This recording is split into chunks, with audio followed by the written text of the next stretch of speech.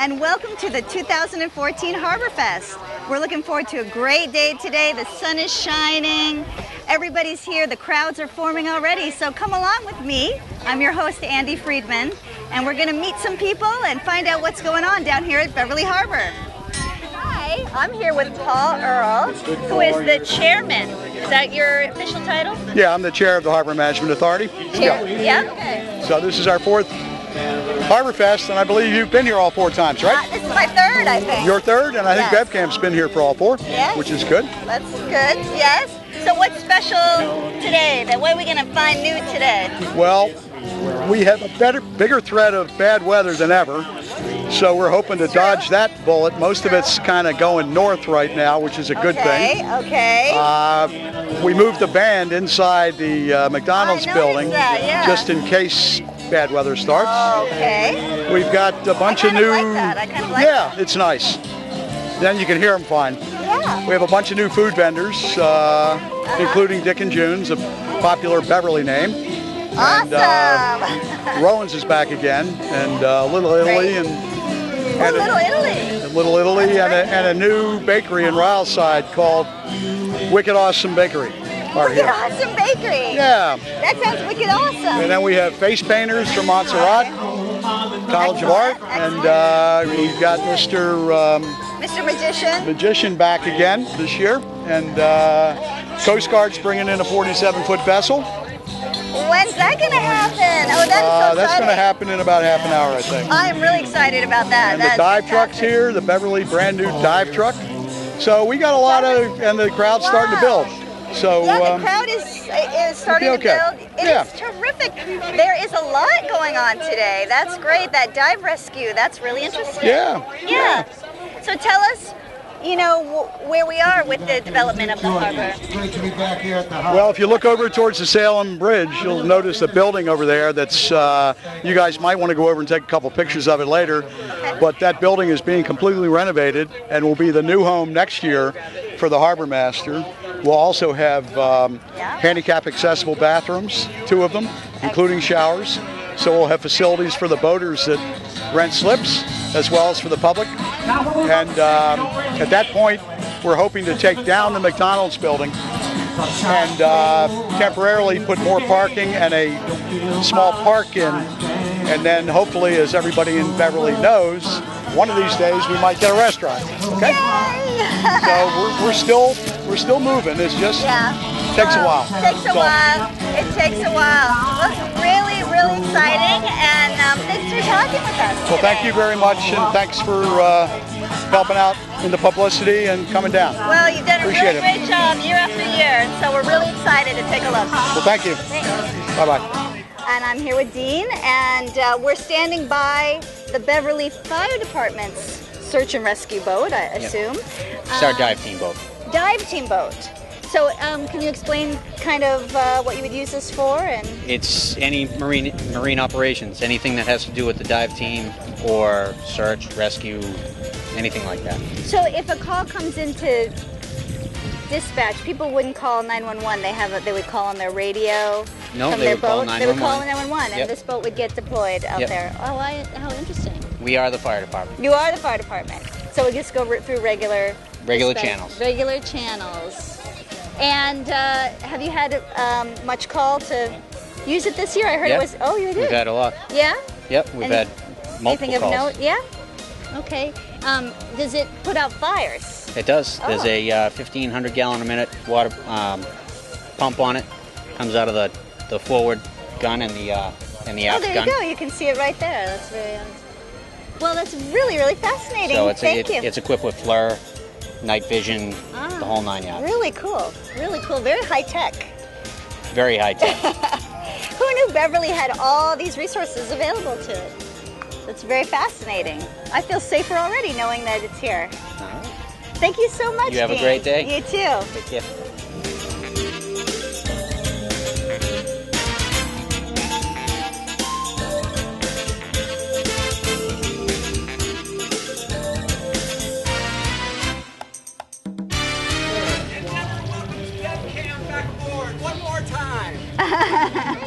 And so you're Captain Michael. I am. And tell us about your boat here. Well, we have a 45-foot motor catamaran, and it was purchased for 2 reasons mainly. One was so that we could get onto Misery Island, and so it's a boat that can actually beach on the island out there. And there's no other commercial boat that can do this out there, and so we really feel like we have something to offer the community. And that's terrific, yes. We've had the trustees of reservations out there for their Donor Appreciation Day, and taken hundreds of people out there. So I actually know about that. Yeah. Continue. Yeah, good. Yeah. The other reason we have our educational programs. Sea Station is our nonprofit that we work with BevCam, and we've taken the Beverly Montessori School out, and we've taken a lot of other schools in the area out. That's right. We pull our lobster traps and let the kids ban lobsters. In fact, we pulled some lobsters up for the for the Beverly Harborfest about 15 or 20 minutes ago, and had some kids on the boat, and they got to ban the lobsters. Yep.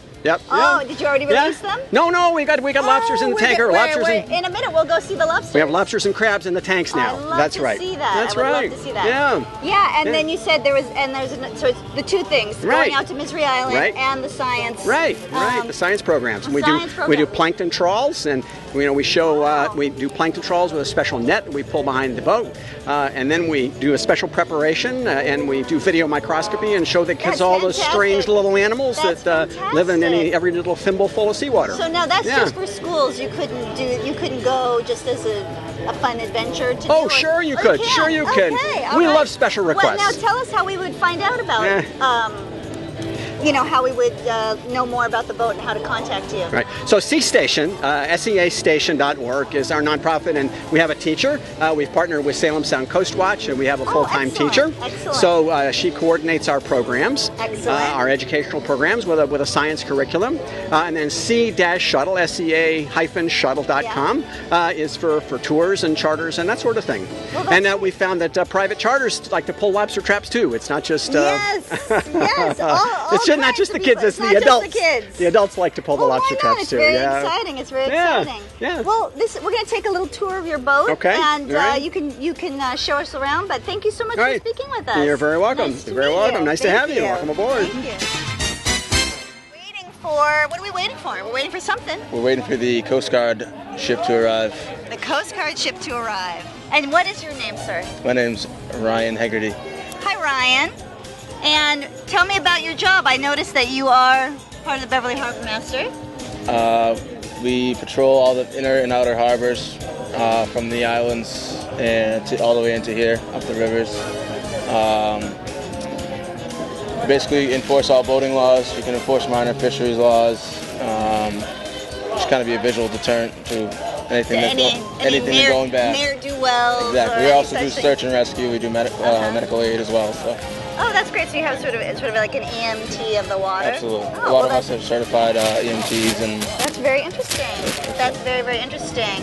Anything exciting lately? Nothing lately. Which is good. I didn't mean it for it to sound like boring. Trying to keep everyone at bay, that's all. Keep everyone at bay? Absolutely. And there's some other gentlemen here. What's your name? My name is Ryan Knight. And then I scared this gentleman away. Justin Engdahl. And you guys take shifts or you take turns? Yeah, we're partners. Usually try to match everybody up one and another. We have sometimes you have a boat driver and an EMT, or you have I see. Just try to work it out so everybody has a different partner each time, so you try to get a good vibe with each guy. So do you think the citizens of Beverly know a lot about what goes down here? I mean, what would you tell them about how wonderful this little jewel is here, get them down here? Yeah, I would tell them to come and explore. That's the biggest thing. Yeah? A lot of people don't know about it, and a lot of people don't know how great Beverly waterfront is. So. Yeah, and we have a lot of good, safe boaters around here? Yeah, definitely. We haven't slimmed in none issues this year. So. Excellent. Well, that's really good, and probably a testament to your visibility. They're very visible. Not even at night. Not even at night. Well, guys, you've been really good sports. Thanks for talking with me. Take care. You too. Take care. Hi, I'm here with BM1 Smith. Hi. How are you? I'm great. How are you? Can't complain. Another glorious day. So, you are the lucky gentleman who is telling everybody about this incredible boat. I am the lucky one. I'm lucky in that sense, not so much that I get to meet the great people of Beverly and show them a little bit about what the Coast Guard does and the boats that we have, but I'm lucky enough to be employed by the Coast Guard, and I get to drive boats for a living, so you can't complain about that. So you're really happy about that? I love it. There's no better experience. You know what? I can tell. No better experience. So you want to tell us a little bit about your boat? Okay, well this right here, we have the 47-foot motor lifeboat. It's basically built to go out in the stuff that you don't want to be out in. It can handle seas up to 30 feet. I know you were saying that. I was getting a little, having a little mini panic attack. Right. It's overwhelming sometimes when you get out there and you get to see the seas that unfortunately some people get stuck in. They don't look at the weather or whatnot, and a storm front comes in. Comes in pretty fast. They do. And honestly, here in the Northeast, it changes, and we have some really tough weather that we have to deal with. And specifically with all the commercial folks, the lobstermen, the fishermen that are out there, you know, there isn't really an option for them to say, we're not going to go out today. But the Coast Guard's always there, 365 days a year, 24/7, and we're always there ready to answer the call. So this boat is special. Can you explain? I heard you talking a little bit, but can you explain? Well, the reason why it's special is in the sense that if this boat was to capsize, so basically where the top becomes the bottom and the bottom becomes the top, or I'm having a panic. Or we roll over, the boat will rewrite itself. So if we're out in those conditions where we're having our panic attacks, which we're not allowed to, but if that's the sense that we're going, exactly, we're trained not to. The boat, if it was to happen and we were to capsize, the boat will pop right back up, and you know we'd reassess and make sure everyone's okay, and the boat was capable of doing it, but we would continue on with the mission. Do you have special training to be in this boat? We do. Specifically out of Gloucester, we're a heavy weather unit, so we can get into the seas and the winds that are a little bit higher than what the normal other stations would be able to get into. Exactly. We up the tempo and the excitement level. There you go. Exactly. There you go. Well, thank you so much for talking with me. No, and I'm really enjoying you. watching you interact with the public. You seem to enjoy that very much. Well, thank you so. No, it's great, and like I said, I really like being able to explain and meet people, and just a little window into what the Coast Guard's about and what we do. Yeah, and I think we need to know more about what the Coast Guard's about. I mean, it's a great organization. It's one of the 5 branches of the military. I mean, it's a great way to serve your country. It's an awesome experience, and wear your life jackets. That's all we can say. Wear your life jackets. We did talk to Phil up about the boating safety stuff over there. Exactly. So the Coast Guard does that too. So that's we do. It's very important to us, and if something was to happen, and you have all the tools that are required, it makes it easier, and that panic level will come down a little bit. Exactly. Well, thank you so much for talking with us, and thank you for your service. Thank you so very much. Thank you. Take care.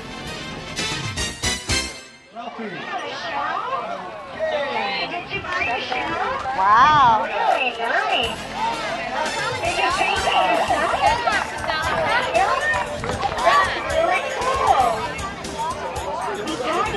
Is that Cookie Monster? Oh, get this.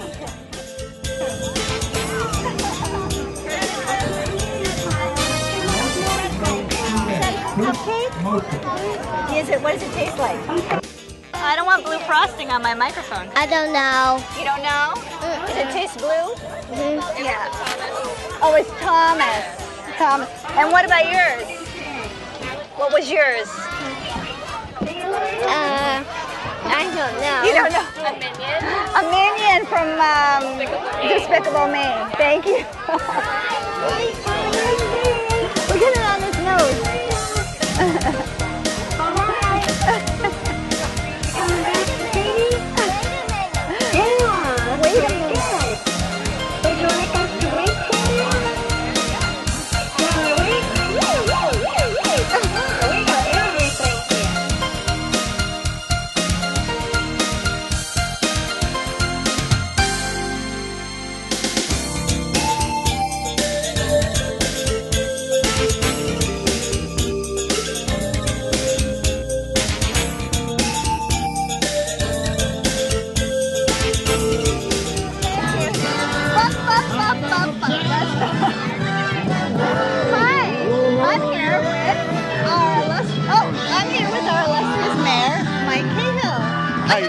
Since you have been lifted to such heights. Oh, right. It's been a fun year so far. Tell me about it. Oh, an action-filled 8 months. I saw you were just talking with my good friend Barry Feingold. Yes. Barry and I served in the House together for years, and I was trying to introduce him to some folks. He's on the ballot Tuesday for state treasurer. Oh, I will Great be there. guy. I will be there. I'll be holding a sign. So no, it's been a busy time and a lot of great things going on. Since we're here at the waterfront, let's talk waterfront. Let's talk waterfront. Come on. We're in the process of trying to get what's known as the DPA lifted from our waterfront. 35 years ago, the state passed a law called the Designated Port Areas. Set up these DPAs around the state to try to preserve marine industrial uses on the, kind of traditional waterfront uses. The thing is, Beverly hasn't had those kind of uses on our waterfront since before the law was passed. Yeah. So our DPA consists of a bunch of single-family homes on Silver Court, the yacht club, the condos, the recreational marina, and then the city property, the McDonald's property, and the city recreation. I'm sorry, the city recreational pier. The city's commercial pier, where we have a lot of lobsters who rent space, isn't even in our DPA. So we're trying to get rid of it. At any rate, we're working with the state to make the case to them that they really should remove those type of restrictions.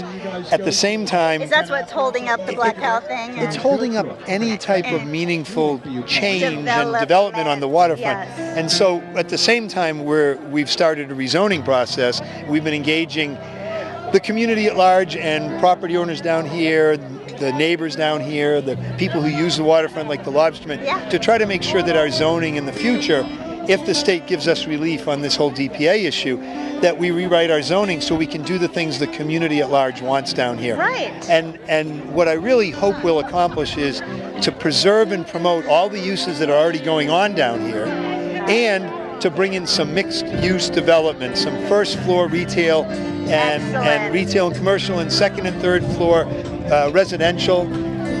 And along with that, as I said, preserving what's already going on down here, making sure nobody tries to push it out, and increasing the public access, creating a walkway from the other side of the bridge all the way down around the condos, so everybody in the community can come down and enjoy the waterfront every day of the year.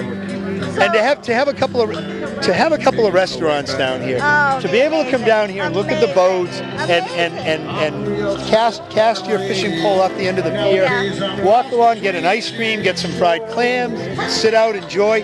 That's what people want down here. Exactly. So that's the goal. And what's been done to date down here to really kind of replace and update and improve the infrastructure, build a new seawall, build this pier, that's all great. Now we've got to get kind of the land side of this, we've got to get it moving. So in the coming years, our hope is that with the state on this DPA issue, we'll have an answer by next spring. And as we rewrite the zoning, we'll try to have that ready to go by next spring. And then we'll start to see activity down here. Wow. Phew. Yeah, it's just the waterfront. There's a lot more. We're building a new middle school. We're doing a lot of road improvements. Unfortunately, my kids won't be able to benefit from the new middle school, but your grandkids will one day. Okay. One day, no rush. I can't. Yeah, you're way too young to think about that. I can't think about that yet. Are you kidding? My daughter just started high school. I am dying. Absolutely. Yeah. Your neighbors' kids and your friends' kids can all go to the middle school. No, I agree. I think it's really important. Don't get me wrong. So you're having a great time? Absolutely. Yeah. And this is a wonderful day. Our Harbor Management Authority does great work. Yeah. And it's really promotes this event every year. Yes. And in the coming years, when we see what's now a former McDonald's restaurant that's sitting unused, and we see the rest of this stretch that could have much more life to it. We will see in future years the Harborfest will be even a greater event. It'd be a big event like the Arts Fest or something like that. Oh, it's all going to get bigger and bigger. Bigger and better. In terms of people who want to be here enjoying our waterfront. And the challenge is to make sure, as I said, we'll make sure that what's going on here keeps going on here, and even more of it. I think we'll be able to work with federal regulators on the federal channel lines and get more recreational and commercial boat slips in here. So there's a lot we can do down here, and it's fantastic. We'll be working on it nonstop. Fantastic! I can't wait. And Thanks. It's so great to talk to you. And thank you. I haven't seen you in a long time. And thanks for BevCam. Thanks BevCam for doing all this. Thank you, Mike. Our mayor, Mike Cahill. Hi everyone, I'm here with Sebastian from Boy Scout Troop 2 here in Beverly, Massachusetts, and what are you guys doing here today? We're making paracord bracelets that they come with about between 6 and 12 feet of rope, that you can use in a survival situation or anytime you would need a set of rope. Can you give me an example when you might need a set? Let's say your car broke down, and and you were too far away to call someone. Your phone was dead. You needed to find a way to get cover, and your car had like a cracked windshield. It was total. Wow. Okay. But you managed to crawl out and. Go ahead, keep going. You can I'm use so smart. Go ahead. you can use the rope to lash branches together to make a shelter.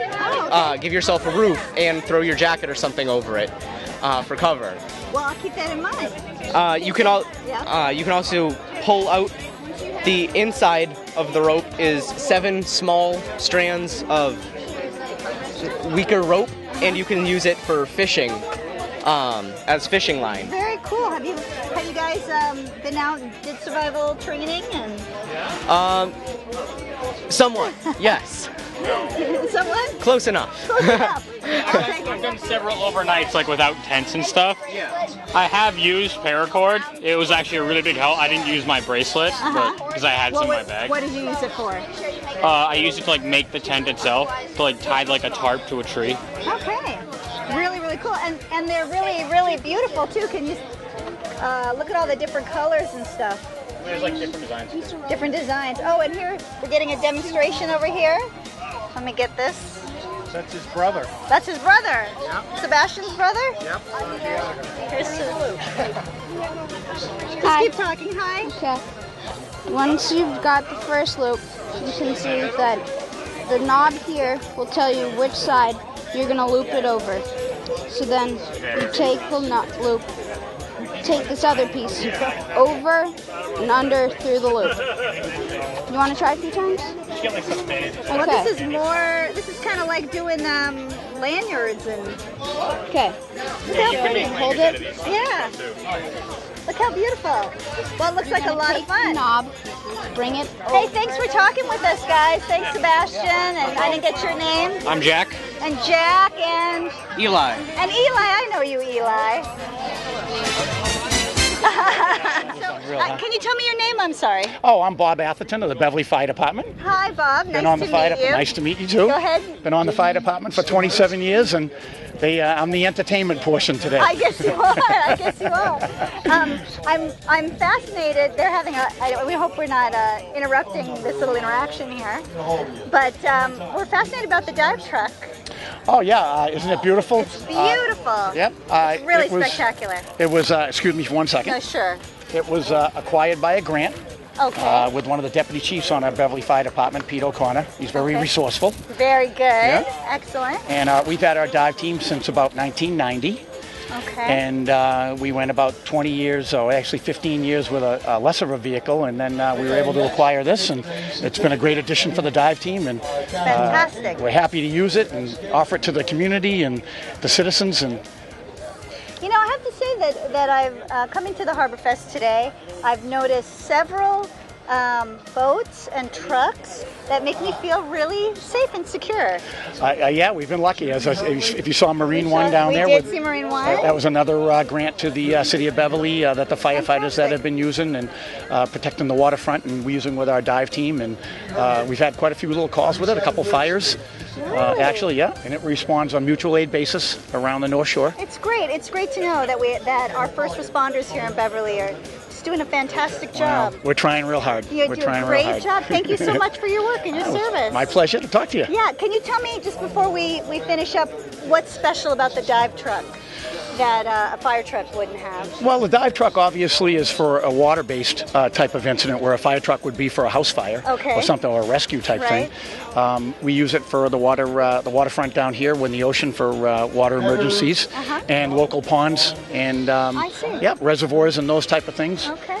There are 12 divers on the dive team with the city of Beverly, and we do surface rescue as well. That's really fantastic. Yep. Well, you know, it's been such a pleasure talking to you. Thank you for everything you're doing for our great city of Beverly. My pleasure seeing you guys. All right. Yeah, thanks. Back to Patches. Yeah, I'm going to enjoy myself.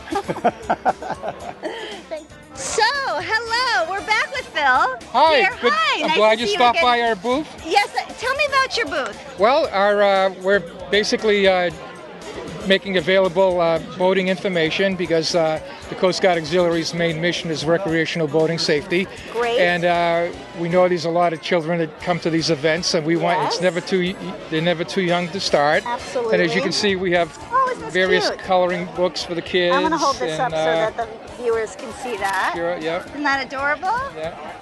And we have information on boating rules and regulations, how to choose the right life jacket, which is a very important thing for anybody. Yeah. And Operation Paddle Smart, which is our kayak and safety program. Now you offer a class, right? We offer many classes. We usually offer about 5 classes a year. Okay. They're taught at the Jubilee Yacht Club on Wednesday evenings. Is that right? Okay. We just finished our last one in August, so we'll be gearing up again in next April, I think. I think it's more important than ever because I see so many people out in kayaks and SUP stand-up paddleboarding. Yeah, that's the fastest growing sport in America, believe it or not. It's fantastic. Yes, fantastic. And so we want to make sure people are know what to expect, you know, because when you're out here, as opposed to a lake or a little river, it's you're dealing with the currents and the tides and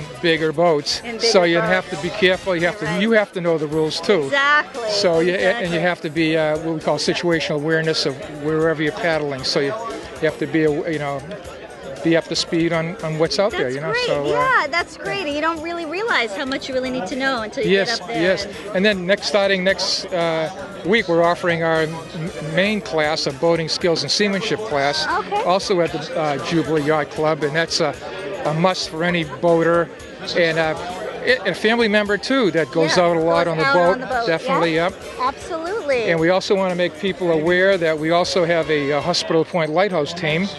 And the lighthouse is only open 4 times a year. In September, we're open September 21st and the 27th. Oh my goodness. 12 to 4. It's free to the public. So our team will be out there in force. I'm going to have to check that out, I think. It will, yeah. We love that Hospital Point Lighthouse. Yeah, and you climb up to the top and you can see 3 other lighthouses from there, and the views are fantastic, you know. So we're pretty lucky, aren't we? We are. In Beverly. That's right. I mean, we definitely are. Get the best of everything. Absolutely right. Yeah. Well, thanks so much for talking with me again. Well, always a pleasure. Thank you very much. Thank you. You'll be able to come down here, take a walk along the waterfront, see the lobster boats coming in, cast a line off the end of the pier, get an ice cream, get some fried clams, whatever you want, and it'll be the place that we all know it can be down here. So I want to thank the Harbor Management Authority and everybody that's got a hand in bringing our waterfront forward, everybody that's had a hand in getting the new commercial pier put in, getting the city-owned Brown building back up to full use. By next boating season, that'll be fully operational, and also making sure that we got our seawall rebuilt, and we have this nice pavilion. So a lot of things have already happened, and more will as we go forward. I also want to acknowledge and welcome our Congressman, John Tierney. Congressman Tierney's here with us today. Thank you for joining us. And Paul, I'm going to turn it right back to you. I know we want to do a raffle. Has everybody bought their raffle tickets? If you haven't bought a raffle ticket, come running over right now. Get some great prizes to give out. Thank you again for being part of today. Thanks for being part of our great city. Well, we have had such a fantastic day here at the Beverly Harborfest of 2014. I hope you enjoyed it as much as we did. If you didn't get a chance to come this year, I highly recommend that you come next year. And don't forget, Beverly has many wonderful events and parties to join in. So come on down, don't sit on the couch, come on out with us. I've been your host, Andy Friedman. Thanks.